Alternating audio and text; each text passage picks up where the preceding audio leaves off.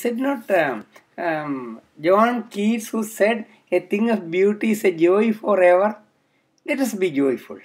We'll talk about something really beautiful today. That is rainbow.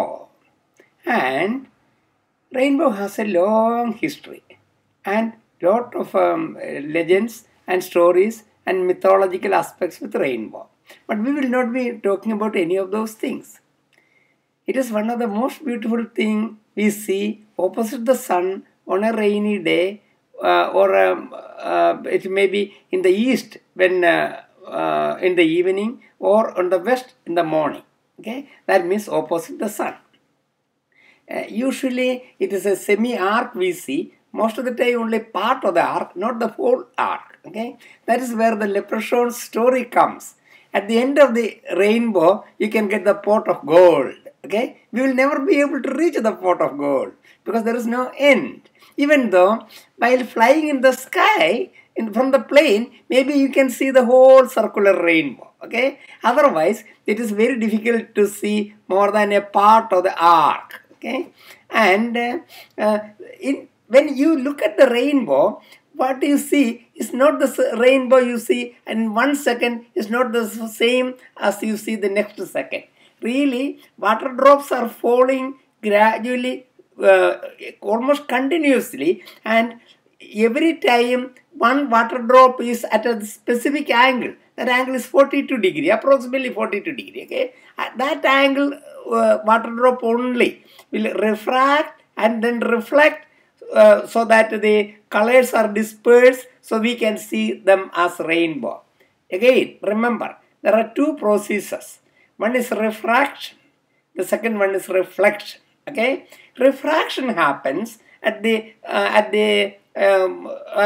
globular drop.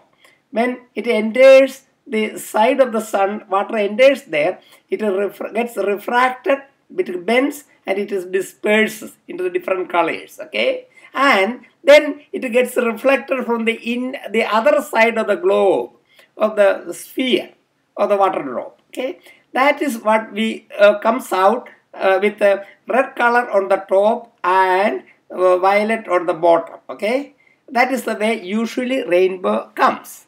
Now, sometimes we can also see another rainbow that will be reversed in color, fainter. Okay, that is because of secondary reflection. Okay, now how come the light becomes deviated, like it gets dispersed into different colors?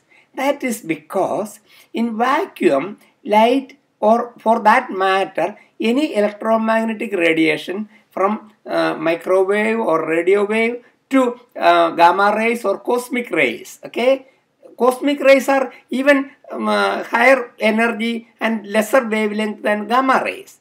The one extreme. The other extreme is the radio waves, microwave and radio waves. Okay, and all of them are electromagnetic radiations. They all have the same speed.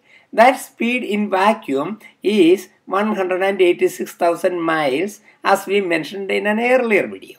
Okay, now as the light, the sunlight enters the water drop or in a glass, the speed decreases. It is not 186,000 miles anymore. Okay, and that decrease in speed is dependent on the wavelength of the light. That is why there is a differential speed change. That is the reason the light disperses in the water droplets or in a prism. It is the same mechanism. Okay, then as it is reflected, we see the colors reversed. That is the reason we see the red light on the top of a rainbow and the violet and indigo, those things on the bottom of the rainbow. Okay, now why the rainbow comes only with the sunlight? Not necessarily. Whenever there is a droplets of water, like in a sprinkler, okay, or even a hairspray, which I use before combing hair, okay, that can, if it is a sunshine, you can see rainbow. And even sometimes in moonlight, if it is raining, you can see rainbow type of dispersion. Okay, And in short, rainbow is a natural phenomenon, very pretty, excited the imagination of several poets and novelists and mythological writers of mythology, and even now it excites people. There's anything more romantic than a evening, the rainbow shining in the sky, and the birds singing and the butterflies fluttering their wings. That is one of the most beautiful sights. Okay. Now we can. I'll be talking more about the events in rainbow and related stuff in future videos.